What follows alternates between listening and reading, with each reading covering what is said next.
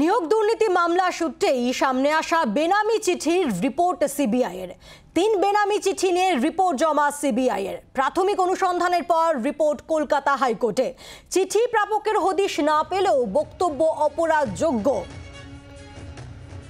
কথা বলবো, অনবাংশ নিয়োগী রয়েছেন টেলিফোনে প্রতিনিধি। অনবাংশ, ঠিক কি বলা হচ্ছে? পায়েল, সেটা হচ্ছে আমরা জানি যে জিটিএ মামলার সূত্রে 3টি চিঠি সামনে আসে, যেখানে প্রাথমিকের নিয়োগ বা পুরসভা দুর্নীতি বা রেশন দুর্নীতি সমস্তটাই উল্লেখ রয়েছে। সেই 3টে চিঠি অনুসন্ধানের দায়িত্ব দেওয়া হয় সিবিআইকে, দিয়েছিলেন যাত্রী বিশ্বজিৎ বসু। সেই মামলার প্রসঙ্গে সিবিআই সূত্রে খবর তারা একটি রিপোর্ট জমা দিয়েছে।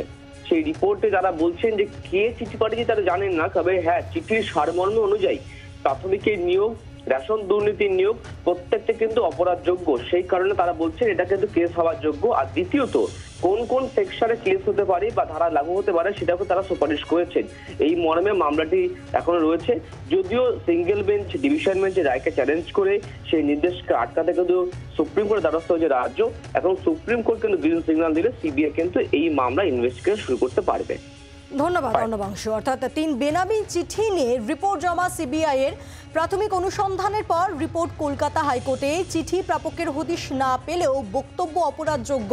প্রাথমিক অনুসন্ধানে মত সিবিআইয়ের। প্রাথমিক নিয়োগ, রেশন দুর্নীতির উল্লেখ রয়েছে চিঠিতে। বাংলার আওয়াজ, বাঙালির আবেগ, জি 24 ঘন্টা।